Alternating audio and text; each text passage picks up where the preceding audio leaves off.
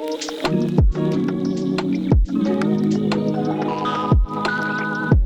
everybody. Welcome back. My name is Brie Rhiannon, and this is my limited podcast series on the 12 signs of the Zodiac.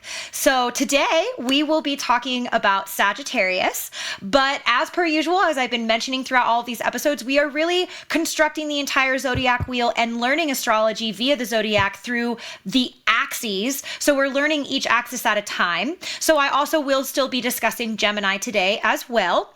And as we are learning our building blocks of astrology, we will go over what those building blocks are, which includes the sign of the Zodiac, the house, the planet, the element, the mode, and the symbol as well.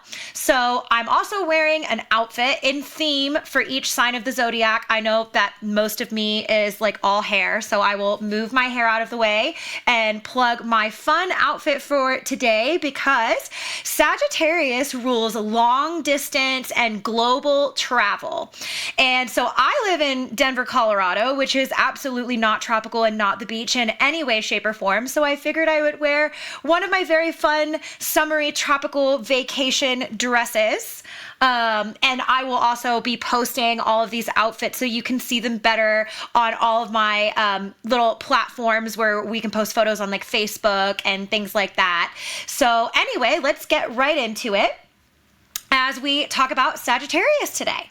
So our building blocks, you always start with just the sign, right? You just you know where you are. But as I said, we're learning from the axis. So we also are attached to Gemini with this. So Gemini was the third house. So we're going up the axis, up to Sagittarius, and that is actually the ninth house.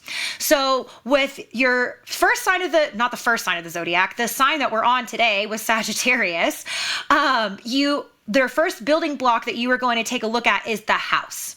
I've been mentioning here and there in these episodes, I think maybe not every single one, but I'm just trying to remember to mention that when you're learning how to read your own personal birth chart or anyone else's birth chart, you learn the houses first because the definition that is contained within the house system is what actually does not change.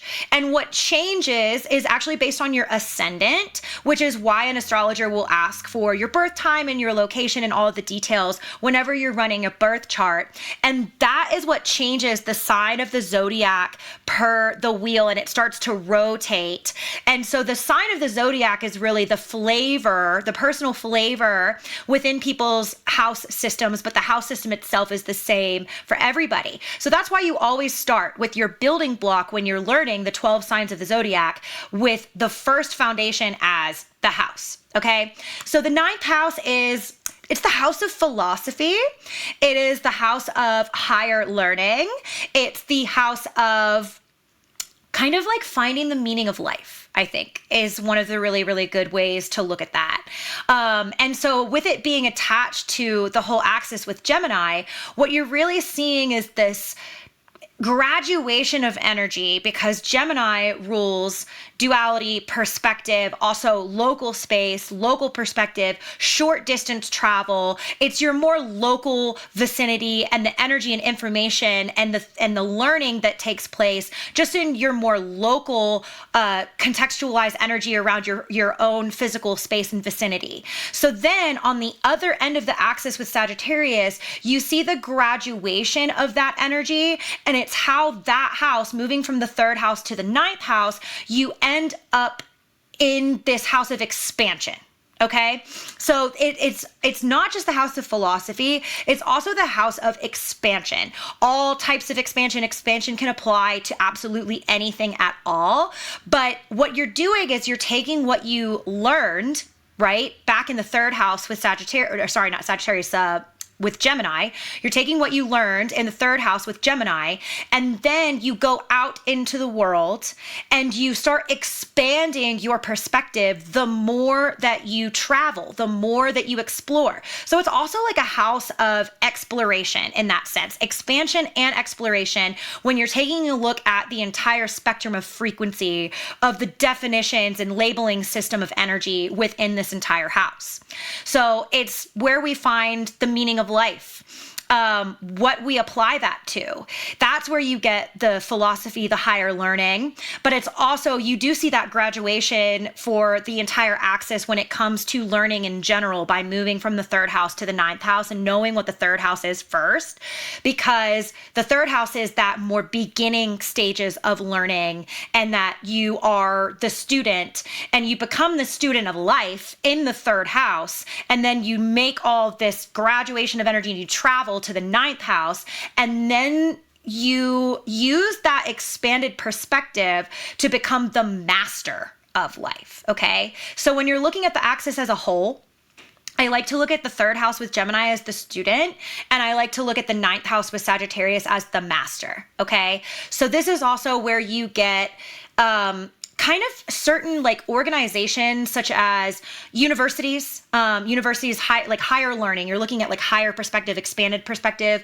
So this is also the house of university education, master's degrees, PhDs, and that kind of stuff. Not necessarily like the third house is going to be the house of technical vocational degrees, but also like K through 12, elementary school, middle school, high school. And then we make that graduation, that word like really literally applies on this axis. Okay. So that is your definitions of the ninth house. And what you're taking a look at is expansion, long distance travel, and expanded perspective, higher learning, philosophy, the meaning of life. What is the meaning of life? And as well as mastery, like really learning something. There's like more depth, if that's the way that you want to see it. I don't want things to sound like shallow versus not, but it's just, language is absurd sometimes. But essentially the third house on the other end of the axis is a little bit more shallow in the level at which the information is perceived and taken on. It's the beginning stages of learning. That's where it's the house of the student. And then when you really dive deeper and you start to expand, say you go down some kind of like a mental rabbit hole, going down that mental rabbit hole and sticking with it and staying there and really mastering whatever it is, which is required for things such as bachelor's degrees, master's degrees, and PhDs, right? There's a lot of work that goes into it. It takes many, many, many, many years. You can't really learn it very, very quickly. So really you can see the third house on the other end of the axis as like quick learning or bite-sized learning. You get that phrase with Gemini of like jack of all trades, master of none. And then the opposite is to be said, because we are applying the laws of physics and polarity as well to the construction of these axes and the zodiac wheel, okay? So the equal and opposite reaction of Gemini, of that phrase, jack of all trades, master of none, is to become the master. And that's Sagittarius in the ninth house. Okay, so that's our first building block, is the house system, right? The ninth house. What is the ninth house? So then based on your ascendant, which is based on your birth time, you can take a look at like what sign of the zodiac rules your personal ninth house. So that is where your expansion and expanded perspective, philosophy, meaning of life, mastery, and also global travel, long distance travel, but conceptualize that, make it an energy. Not all of us are like hopping on a plane and flying to Europe all the time, right? Costs a lot of money. So this is also conceptual when it comes to this energy. The ninth house is the house of mastery, and whatever sign of the zodiac that you have that rules that house, that's where you're going to be drawn. That's the energy of where you're going to be drawn to become a master of your own world, of your own reality, of your own life. And those are the types of things that you end up teaching others.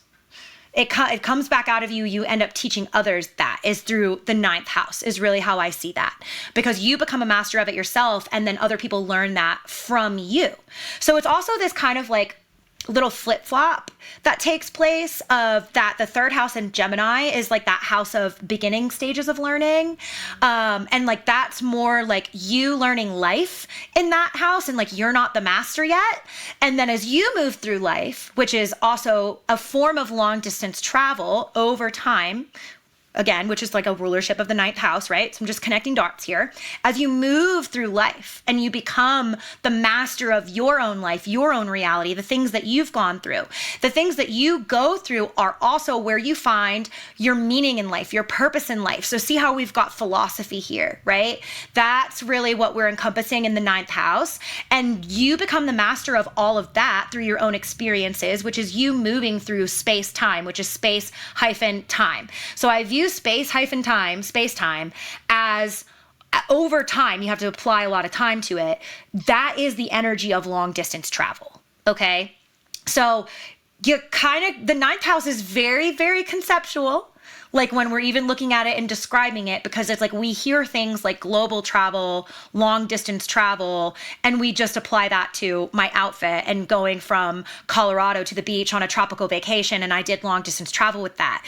And it's like, well, no, this is about life. This is about the meaning of life, the purpose of life, the mastery of life, becoming the master of our own world and our own reality.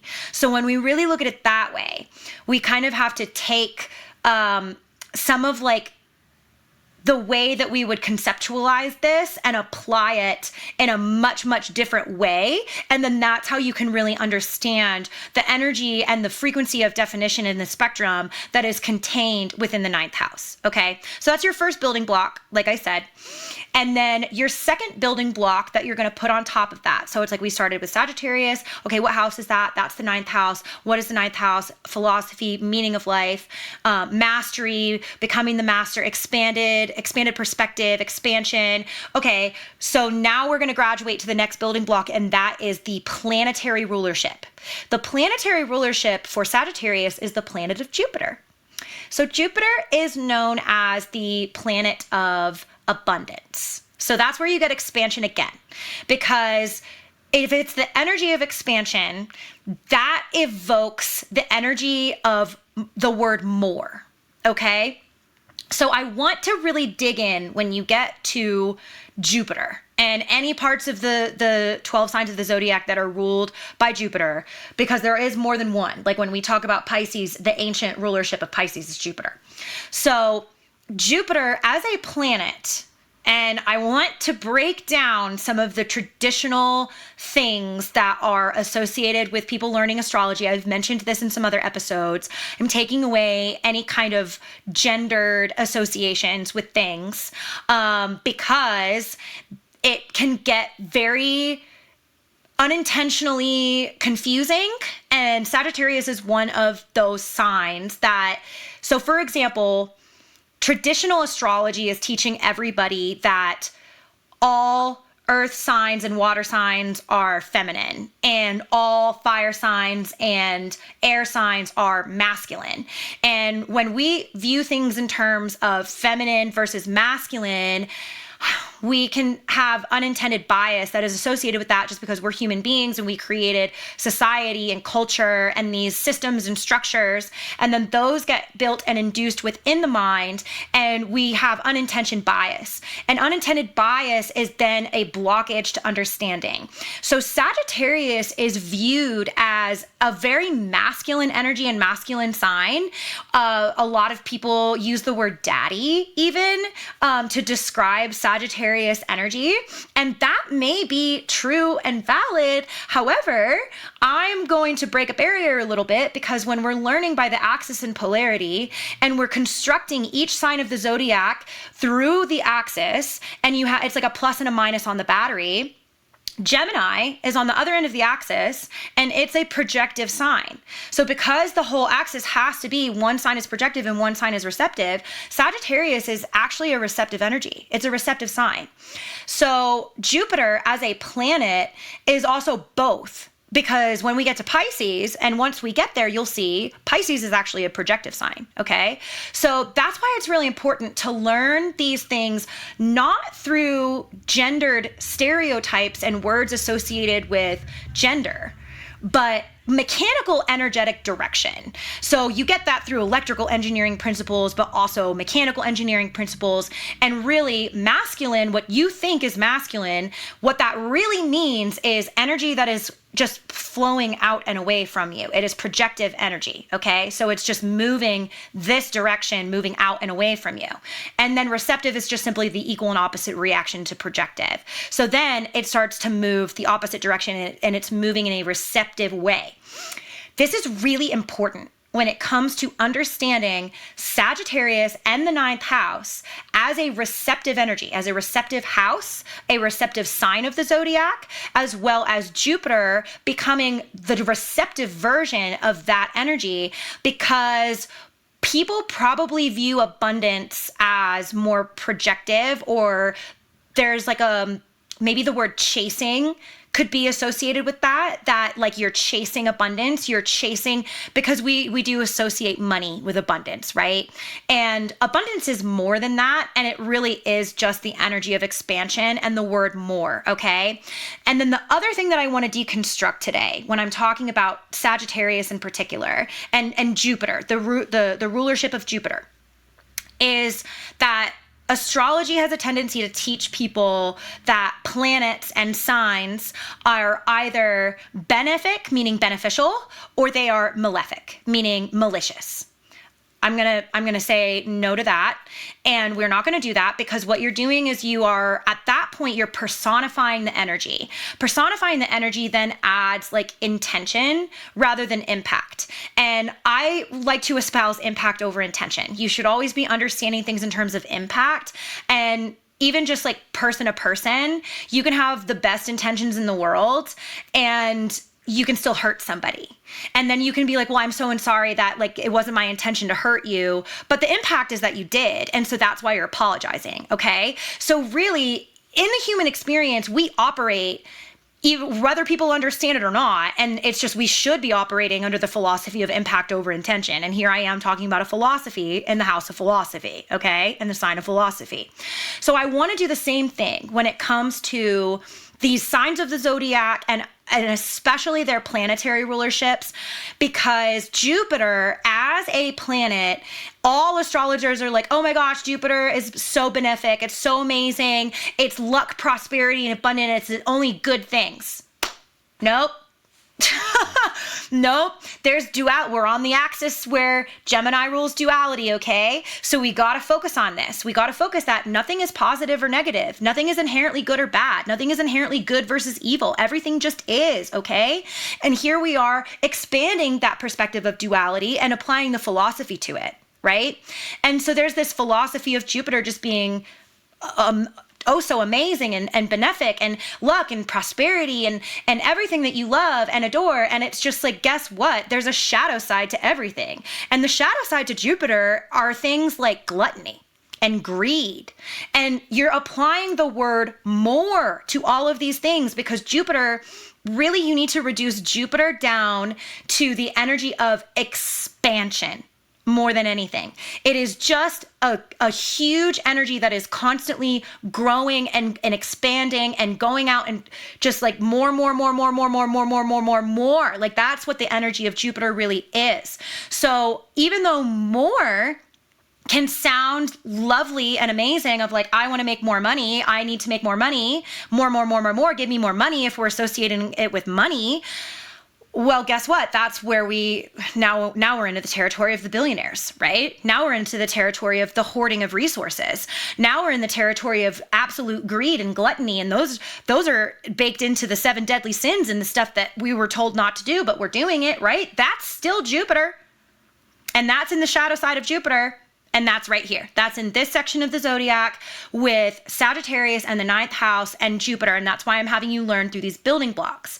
So take away benefic and malefic planets, because that is saying that a planet is either out to help you or it's out to get you, right? And so that is saying that there's intent involved. Of that planet wants to help you, but that planet wants to hurt you. That's not the case here. This is all just mechanical, okay? This is all just mechanical. These energies are just energies, and we live in the laws of physics apply. All energy that is in motion must remain in motion. These planets are moving.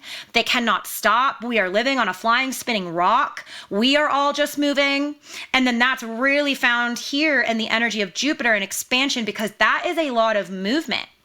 So that's another reason that I don't like that Sagittarius is taught as a masculine, daddy, energetic sign, because when you learn that it's receptive, well, that's good. That's traditionally associated with divine feminine. So then you're actually going to say that Sagittarius is a feminine energy. And then everyone's going to argue with me and say, no, it's not daddy Sagittarius. It's the archer. Look, like even when we get to the symbol, I want to take away the gendered construction that can come with certain symbols of the zodiac. And Sagittarius is one of those with the archer, and it's a centaur. And so it's viewed as a man, right? So it's like people are viewing even just the symbol through this gendered biased stereotype. And that if you know that it's receptive, but you associate that with divine feminine, well, here we are turning things on its head and it gets confusing, okay? I don't want this to be confusing. Astrology is daunting enough. This is a vast system of knowledge that is, people feel like this is really difficult to learn. We're here to make it simple. We're here to break it down, right? So this is a receptive house. This is a receptive energy. This is energy that is flowing towards us. And the reason for that, when it comes to what the ninth house rules, what Sagittarius rules, and also what the planet of Jupiter rules, you have to have that receptivity for the first sign of the zodiac that is ruled by the planet of Jupiter, because if it is about expansion and if it is about abundance, in order to really get there in the mind, in the human mind, especially within consciousness, you have to be taking in information, which is energy, and you have to absorb it. And if you don't absorb it, you don't understand it. So it has to be receptive. It cannot be projective. It's not the other end of the axis with Gemini. And the reason that I explained in the Gemini episode that Gemini has to be projective is because you have to go seek and find the information in order to learn in the first place. So what we're really doing on this axis, and when we get to the ninth house and we get to Sagittarius, is we are absorbing the information, which is energy, that we learned through Gemini on the first part of the axis, and then we are digesting it and we are understanding it and we are picking it apart. And when we pick it apart, that's when we really start to expand the perspective of whatever information it may be. And that, again, going back to all the rulerships contained here, it takes place over time. And you cannot reach that level of mastery in quick succession with in a quick amount of time. It takes years and years and years and years and years and moving through space and time together, space-time. So that is still found here in the planetary rulership of Jupiter and expansion. And that, yes, you can associate Jupiter with things like luck and prosperity and abundance, but that we need to recognize the duality and we need to recognize the shadow side. And then we also need to recognize that this first energy that we're getting out of Jupiter and Sagittarius, when it comes to all 12 signs of the zodiac and the axes that we're building, is receptive first, and what that means and what that does to the energy, okay? So after you're building your building blocks and you had your planet, then you're going to put your mode on top of it. So going back to the beginning, we're in Sagittarius. All right, what house is that? Okay, it's the ninth house. Okay, so that's the house of philosophy. So expanded perspective. Okay, then I had the word expansion. So this is word expansion. Okay, travel, long distance travel, because that's a form of expansion too. Okay, mastery, all of that. All right, and then I got my planet. Planet is Jupiter. Okay, yeah, Jupiter is the planet of abundance. There's expansion again. All right, and this is a receptive house because Gemini on the other end of the axis is it's projective. So this is the minus on the battery. That's the plus on the battery. Got it. So then you do mode on top of that, and mode can feel daunting and confusing because there's only 3 modes for the entire 12 signs of the zodiac. So then when people learn that and they're like, oh my gosh, there's 12 signs, but there's only 3 modes, but that means there's gonna be 4 signs per mode. How do I remember what all those are? You do not have to learn mode separately, because whatever the mode is, it's the mode for the entire axis. And that's why it's so important to learn astrology by axis as well, because the mode is the way in which this energy is going to operate. right? Because when we're taking away these stereotypes of malefic versus benefic on planets, and also masculine versus feminine on particularly the elements, once we stack the element on top of this, mode is kind of like the way that the energy moves and functions, but also in relation to the context and the other energy that surrounds it or that it interacts with. Okay, so this is a mutable axis that we are on, a mutable mode. And you can graduate to your understanding of what mutable is by starting from the beginning, because the whole zodiac starts with a cardinal mode, and the laws of physics are applied throughout the entire zodiac wheel, whether it's by axis or moving from the first house to the second house to the third house, blah, blah, blah, right? So the cardinal mode, so you start with the Aries Libra axis. You can remember this easy, it's starter energy, because the cardinal modes are the start of every season. The Aries Libra axis is the spring equinox and the fall equinox, and then when you get to the next axis of the cardinal modes, it's Cancer and Capricorn, and those are the solstices, the summer and the winter solstice. So the beginning of every season, which that's what tropical astrology is like really based in and about, is like it's seasonal, okay? So then what is the equal and opposite reaction of starter energies? That energy has a lot of movement, starting new projects, like that kind of stuff. So if it's starter movement energy, the equal and opposite reaction of that is to stop. So then when you move from the first house to the second house, you build the first fixed axis, which is the Taurus Scorpio axis. So that entire axis is fixed. Fixed energy is the stoppage of motion. That's where you get that it's controlling, it can be stubborn, and things like that. So what is the equal and opposite reaction of energy that has stopped moving? That is go with the flow. So your equal and opposite reaction for fixed is to move to mutable, right? So then mutable energy is adaptable, really, is the best way to describe it. And it is energy that just simply becomes whatever it needs to become at any given moment, on any given day, based on whatever energy it is interacting with or surrounded by, or however you want to see it. It changes. It's adaptable. It's very easygoing. It's very go with the flow. So that is the energy surrounding Sagittarius and the ninth house, but also Jupiter as a planet.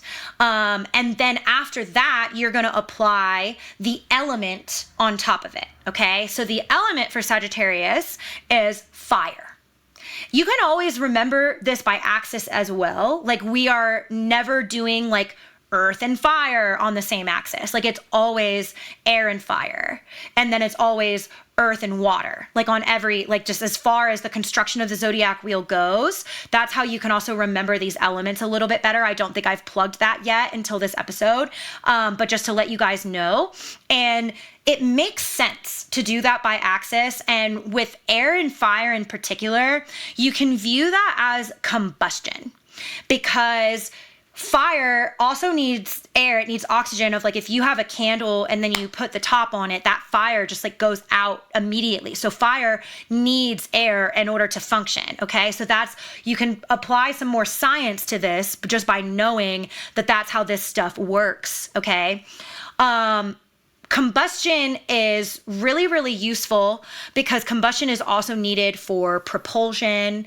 So this is like going back to my aerospace background, and I worked a lot on propulsion, with like literal rocket propulsion, like launching rockets. So you have to have combustion in order to fly, in order to have flight, in order to launch something literally so high it goes up into space and stuff like that. So this is an axis. All of the air and fire axes they're an axis of combustion, and that is also great for progress, is the way that I would see that. And so this axis is really, really important to know that this is an air and fire axis, because it is the axis of learning.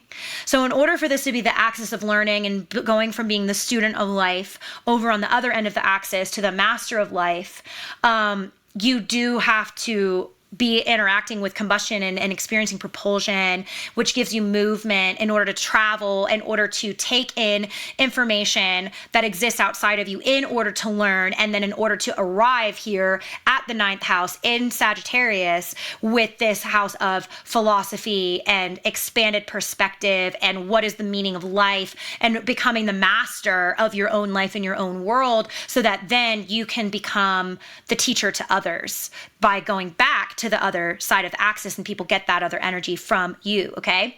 So that is how I see the construction here, like with the mode and stacked on all of this.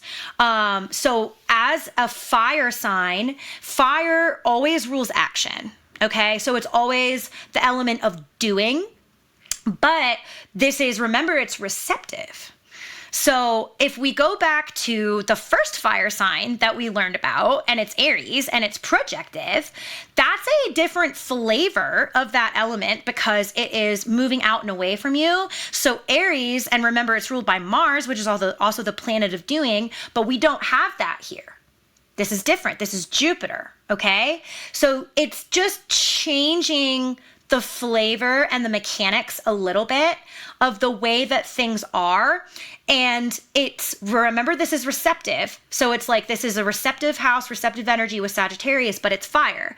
So we are doing, but it's internal.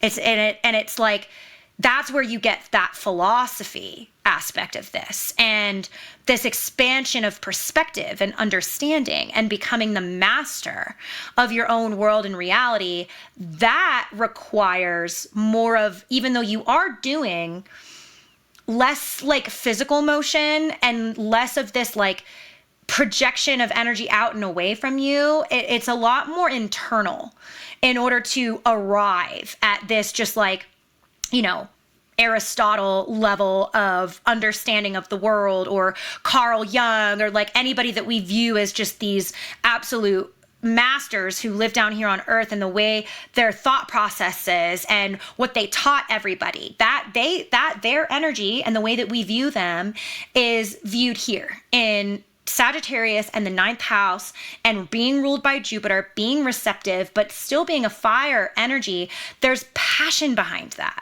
There's always passion behind any kind of fire energy, right? And a philosopher has to be very passionate in order to then sit down and write, write these works, write these books, or a course, or whatever it is. If somebody becomes a professor at a university, so it's like there is this stoppage of motion, but still doing, that is contained in the energy of this house with Sagittarius and the ninth house.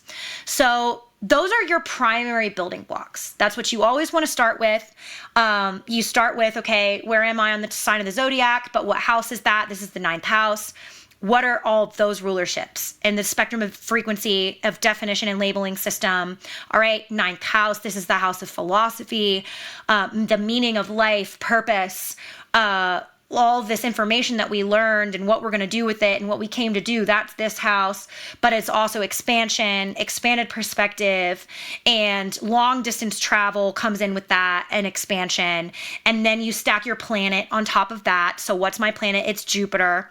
And then that also brings you to expansion again. So you see this just like connection of dots and patterns that are contained, because a spectrum of definition of frequency, it's like, it's big, it's long. It's not just one thing. And there's these, you can go back and forth of, okay, I'm over here on this side of the spectrum of frequency, but then it takes me over there, right? So then Jupiter, even though that, yes, it is the planet of, luck, prosperity, abundance, expand, like all of that, remember that there's a shadow side, which is why I say it's a spectrum, a frequency spectrum, because you don't want to forget the other sides of the coin, that's greed, that's gluttony, when we see more in a bad way, or the human assignment of perspective of it being bad is what I mean. A lot of astrologers are saying, Jupiter's nothing but lovely and good and everything like that. So just keep that in mind and remember that. Know that this is a receptive energy in house. And you can also remember that through knowing what the other end of your axis was, which is Gemini in the third house, which is projective. So therefore Sagittarius is automatically receptive energy, and you're applying that to all of this. And then you stack your mode on top of it, and you see that this is a mutable axis, mutable mode. So it's very go with the flow, adaptable, becomes whatever it needs to become and everything. Then you add your element on top, which was fire. So that's passion, that's doing, but it's not necessarily a lot of movement because it's not a cardinal mode, it's mutable, but it can be, but it's also receptive, it's not projective, so it's internal. We're having energy flow towards us, and we are taking in and absorbing the information, and that's all the containment of this house. So say that, you did that, you slept, you wake up the next day, and you're just really trying to remember what you learned, and you're having a really, really hard time. I always stack the symbol last, because the symbol is your imagery. Okay. And you can go like on your emoji keyboard and you type in Sagittarius, and what is that symbol that comes up? And it's like this little diagonal arrow is what it looks like. So the symbol of Sagittarius is the archer. And what do you get out of that? Let's not even go down the road of mythology, because yes, it's tropical astrology is Roman based mythology, because it's, just to plug the history a little bit here, Ptolemy invented tropical astrology in ancient Roman owned Alexandria, which is Egypt. So it was a Roman owned place. So they had their own mythology. It's not necessarily Greek mythology, but let's say that you don't have a lot of mythology knowledge, and you're literally just going off of like, what does the symbol of the archer mean to me? And like, what does it put in my mind? Well, as far as a weapon goes, when it comes to a bow and an arrow, it sort of travels the longest, until we invented guns. So we didn't have that yet when we invented astrology, and these symbols were attached to all of these, 12 signs of the zodiac. So as a weapon, out of all of the ancient weapons that you could pick up, it was the weapon that traveled the farthest. So you can get, just from the symbol of a bow and an arrow and an archer, and what that does in your brain and what that means to you, you get long distance travel right away. You also get expansion right away, because of that arrow is going so far away from you to the point where like maybe you can't even see it anymore. So then that takes you down the road of long distance travel, global travel. And then if you conceptualize these things, and it's like, well, in order to be a really, really good archer, that seems like a pretty high level of skill. I'm being taken to like the Lord of the Rings and like Legolas, Orlando Bloom's part, and how he like never misses. And that's what makes him special, that he's a master. He's like a master when it comes to archery in particular, that every time Legolas makes a shot, he's going to hit. So that there you go, of just the archer took you to that, and that's in pop culture and whatever. But even taking Lord of the Rings out of it and pop culture out of it, being able to hit a target with an arrow, it's a very, very small point on the end of it. As far as a weapon is concerned, you don't have a lot of surface area to work with. And so therefore your aim has to be pretty dang good. And that probably takes a lot of practice. And that probably takes a long time. So there you go. Now you're taking this symbol of the archer and you're just kind of running with it in the mind and seeing what it evokes and seeing where it takes you. And it took you straight to mastery. That you cannot be good at archery if you have not mastered the skill, and you're always going to miss. And that's, probably bad and not what we want. Now, if you go down the road of mythology with this, and this is like when you have to kind of do some more like studying and read up on it. The mythology that is the symbol of a centaur. And in Roman mythology, and the symbol of a centaur is, that's where you get the philosopher. out of this symbol. And that's just not going to be like that well known by people, because not very many, I don't know about you, but it's like, I don't know very many people that are just like super obsessed with and into mythology. They're not necessarily like teaching mythology to kids in school. It has to be something that people really like discover on their own. And, you know, so it's just, we're just, as a society, we've lost it, right? We've lost mythology. And a centaur is a mythical being. It does not exist. Like, we do not have centaurs on Earth. So when people learn about different centaurs in mythology, they will learn that they are viewed as very, very wise teacher, mastery type teachers that come along to teach people the meaning of life and stuff like that. So that one is a little harder to get for people that are super new learning astrology and have like 000 like background or anything when it comes to taking the symbol and being like, oh, that will help me remember what this means. So the symbols that are associated with mythology only, when it comes to astrology, Sagittarius is one of those. So there are other ones that it's like a lot easier for the symbol and the imagery that you look at, that you can just go down these mental roads, and then it takes you back to all of the first building blocks that I put up. So after you built all of your building blocks and you have all of that understood when it comes to learning Sagittarius and the ninth house and all of that, what I want to talk about next is kind of like the, so it's like the main, like there's the mainstream pop astrology of stuff. And as fun as it is, the mainstream pop astrology viewpoints of things, they tend to be like stereotypical. They tend to put stuff like in a box, and especially when it comes to people and like traits, like personality traits that come with having this energy. And it's really, really, really important to understand that anything that we view as a strength, we can seek and find additional information and flip that perspective over and see how it turns into a weakness. And anything that we view as a weakness, we can seek and find additional information and we can flip that perspective over and see how it becomes a strength. So it's really about learning the duality of all of these 12 signs of the zodiac. And remember, every time I talk about duality, I say nothing is positive or negative. Those are all just human assignments of perspective. Everything just is. So what do we get with Sagittarius, right? So there were some stereotypes that I was bringing up earlier that I've already kind of like debunked, right? Of, oh, that this is like masculine energy and it's daddy energy and stuff like that. And it's like, okay, whether you view that as a strength or a weakness, I think is like dependent upon how you look at it, right? And it's like, that's really more an energy of confidence. So if you're viewing that type of energy coming out of Sagittarius as negative in some way, you can flip that perspective over and see that as positive, because Sagittarius is an energy that comes with a lot of confidence. Why? Because it's the energy of mastery. And if you really know what you're talking about and you really know what you're doing, you're probably going to be very confident in the way that you move. Okay. So people who have heavy Sagittarius placements, and what do I mean by heavy Sagittarius placements? I would say sun, moon, any interplanetary, which is Mercury, Venus, and Mars, or also the ascendant on your birth chart. So also a Sagittarius rising. So those are going to be, people will get this energy out of you. Like they will feel this energy out of you. They will be able to interact with Sagittarius energy coming out of you.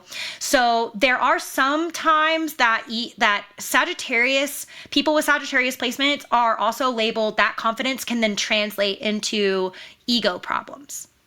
And that they're full of themselves, or that they have a big ego and stuff like that, which I think can sometimes get evoked like in this whole, oh, it's the like the daddy energy, the daddy of the zodiac, right? So again, when you're looking at that as a weakness of just like, okay, they have a big ego, that's a problem, I don't like that. That still comes from the energy of mastery, and it's coming from that confidence, and it's coming from like knowing that they know what they know.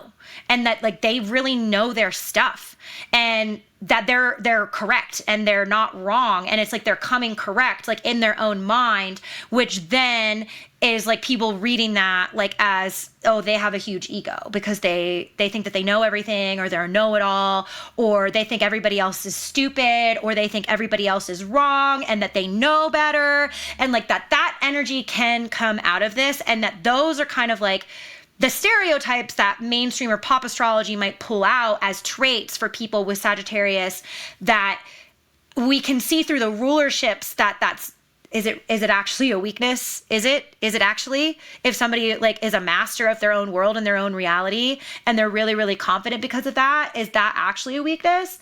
Or is this coming from, are they triggering other people's insecurities with that? Are they triggering other people's shadows? Because so many people are not confident. So many people do not know their stuff. So many people diminish themselves, and so many people do not feel like the master of their own life, and they do not feel like the master of their own world.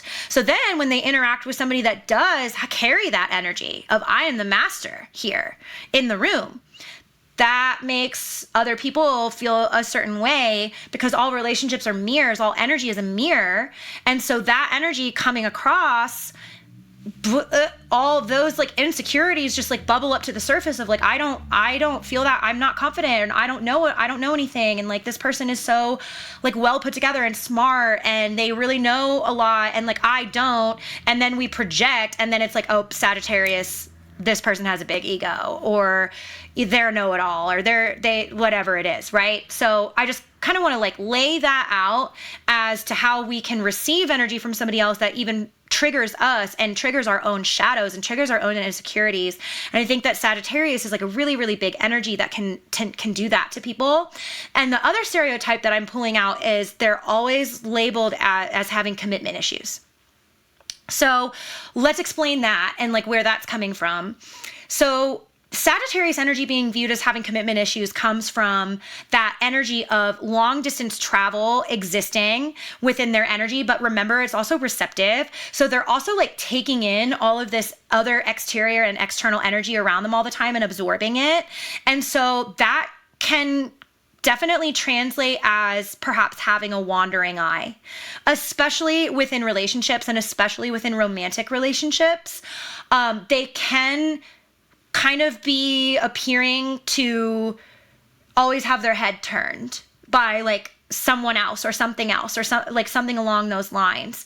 And then somebody with heavy Sagittarius placements could be in like extremely long-term relationships. So it's like, in that sense, are they not committed, or are we just focusing on marriage and proposals, and that's like society inducing these expectations of these systems that we've constructed?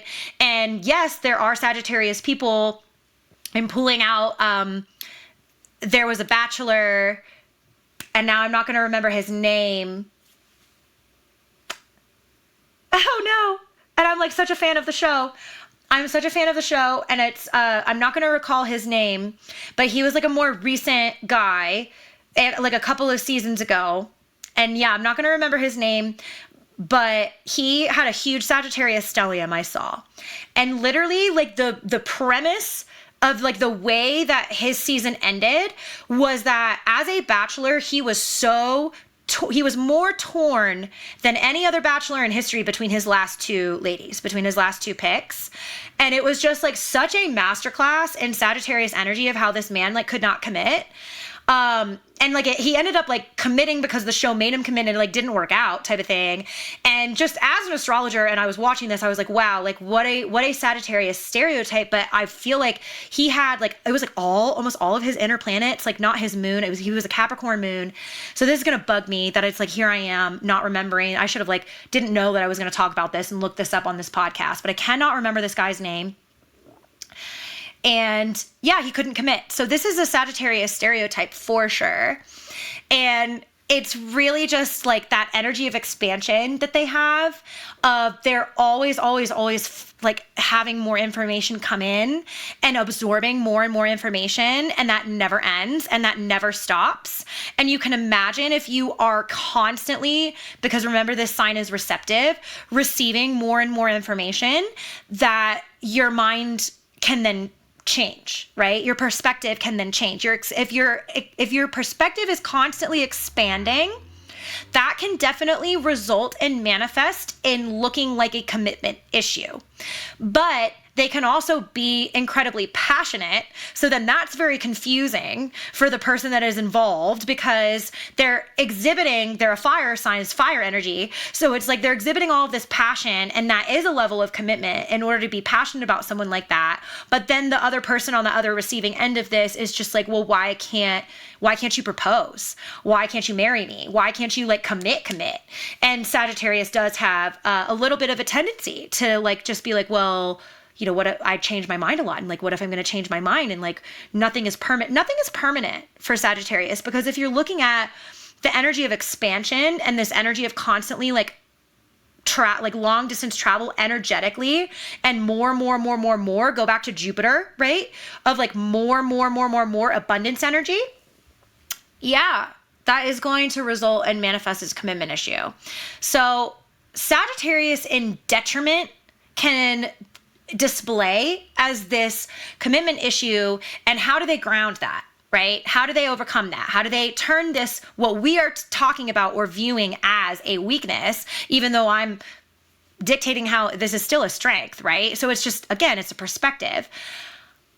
The motto of Sagittarius is don't fence me in, because of this expansion, right? So if they feel held back, or if they feel controlled in any way, that is when their energy is going to go into detriment, because their energy is just going to want to expand.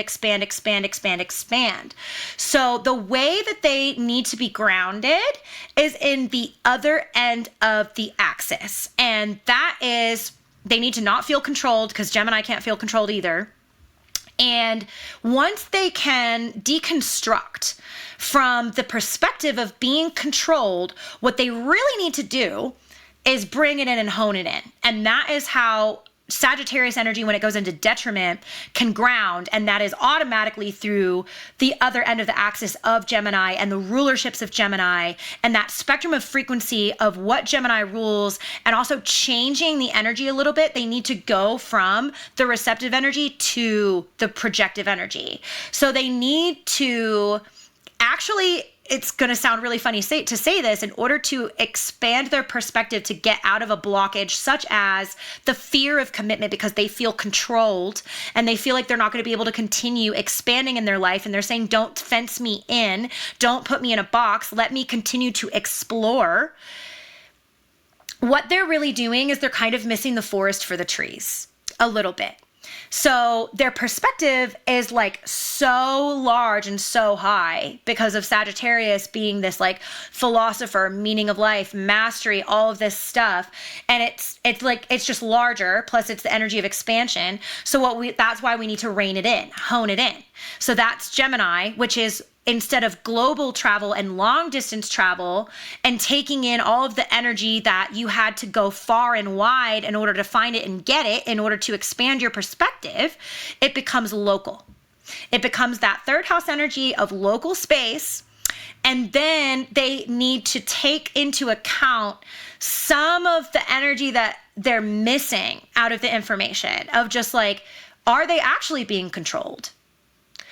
Probably, maybe not, unless maybe they are. I don't know. Like, we don't have an exact relationship that I'm, taking a look at here in order to talk about this stereotype that we're like talking about, or talking about what we're really talking about is Sagittarius energy going into detriment and how it can ground, right? So, take even relationships out of it. If Sagittarius is ungrounded, they are not going to be able to see the forest for the trees in general for anything. That they need to take a moment to see what is closer to them, to see what in the energy and what in the information of energy is in their more immediate vicinity. Okay. So whether this is with relationships, whether this is with jobs, whether this is with a hobby, whether this is something that they're learning or something like that, if they're feeling problematic in some way, or they're struggling and their energy is in detriment, it's ungrounded. So it always grounds in the other end of the axis and finding that more local perspective that is found through Gemini, and becoming more of the student and remembering that you don't know everything, and you're not the master at all times, because you're also a perpetual student of the world. So there's also a little bit of ego deconstruction that has to take place, that sometimes you think that you know everything at times in the human mind, and we have to take a step back and realize that we don't. So that's really important for people with Sagittarius energy to be able to do that. And because they're moving from fire and like the passion of everything, they need to go back to air, and they need to go back to take the passion out of it, which is, even though it's not a water sign, it's not a water element, it's still an emotion, right? So Sagittarius energy in detriment can lose the rationality and lose the logic by not being able to see the forest for the trees.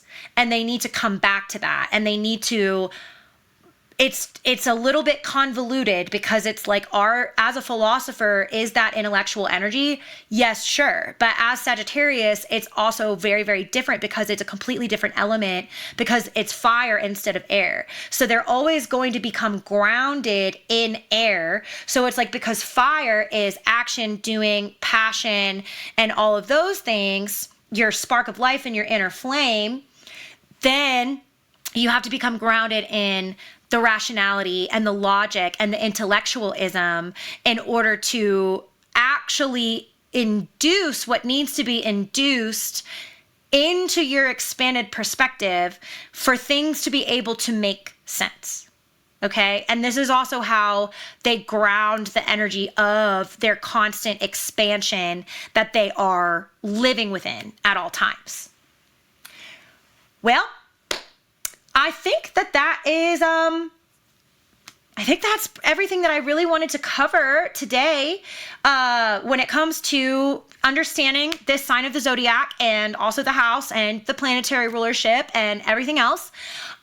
So if you guys are looking to connect with me, obviously, subscribe here if you're watching the video on YouTube, to be able to see my fun outfits that I'm wearing. And that way you can know when I release a new episode, because also this is my first limited podcast series of the 12 signs of the zodiac. It'll have a 13th episode in which I'm talking about the zodiac wheel. It'll be shorter, of just like the construction of it and the polarity that I'm talking about and everything. But I will be having more podcast projects, talking about other things, stuff like that. I'm on everything, Spotify, Apple Music, whatnot. But also, if you're looking to connect with me more personally on social media, I am most active on Facebook and Threads, because I am a writer. I do identify as a writer primarily, first and foremost. So I'm Brie Rhiannon on all platforms. So I'm super easy. That's how you find me, absolutely everywhere. If you're only listening to audio, you need to know how to spell my name. It's Brie. It's Brie like the cheese. It's not short for anything. It's on my birth certificate. And then Rhiannon is like the Fleetwood Mac song, Rhiannon. That's also where you can find, you can go to my website, BrieRhiannon.com. If you want to book with me, I do one-on-one, different types of one-on-one sessions, either with energy work, not with energy work. So I do energy work as well. I do only energy work if somebody wants that. I do all kinds of things. Y'all, my Mars is in Gemini, okay? Like like I said, I live on this axis. I live on this axis of learning and mastery and all of these things.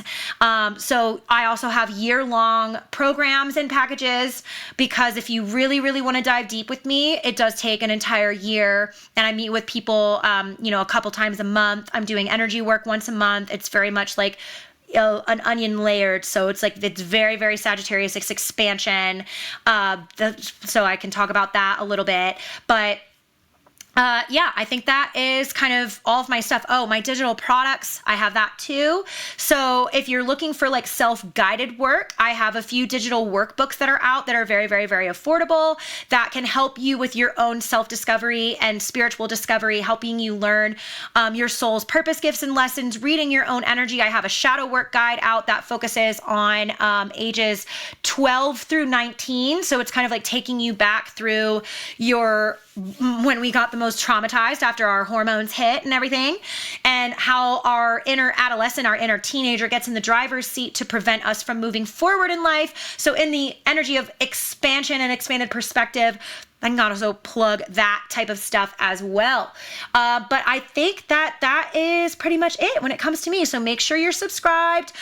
You can also interact with me. Oh, I have a group. I have a group on Facebook. That's the last thing that I'll mention. It's the title of my first book that I am writing, which is called Lunar Revolution. And so that will eventually be out and is my science-based methods of working with lunar energy, manifesting with the moon, with the 12 signs of the zodiac also applied to all of that. So if you're seeking community, I also reserve a lot of my nerdy scientific content for there. So when we're talking about the axis of learning and the axis of mastery, I'm really into all that type of stuff. I'm very into neuroscience, very into neurocardiology. I just like learning. I just like science and all of those things. And I make spiritual commentary. I post full-blown studies in there. So if you're into that kind of stuff and you also want to be surrounded by like-minded people, search Lunar Revolution in your Facebook search bar and you can fill out the form and join that group. So I think that's pretty much it. And thank you all for being here. I really appreciate it. And I hope that this has been really, really helpful to help you not just learn astrology, but really astrology is a tool for learning how to navigate the human experience in a better, more fulfilling way so that we can enjoy ourselves more, because being human is hard, right? And astrology is a great system of knowledge that really just encapsulates all of the energy that we already interact with. And that's why I like to make it mechanical, turn it a little bit more tangible and physical for people, even though it is intangible energy as well. So again, thank you all for being here. I hope you tune in for the next episodes. And if I get to work with you one-on-one, I look forward to meeting you in advance. And thank you so much. And thank you again for listening. And don't forget to tell your friends about this. If these episodes have been helpful for you and learning astrology in a new way, definitely share all of this, share the knowledge. Okay. Sagittarius wants everybody to learn and have the understanding of philosophy and the meaning of life. And if that's found through astrology, then that's found through astrology. I will see you guys next time. And thank you again, and have an amazing day, evening, or whatever time it is that you were listening to this. Bye.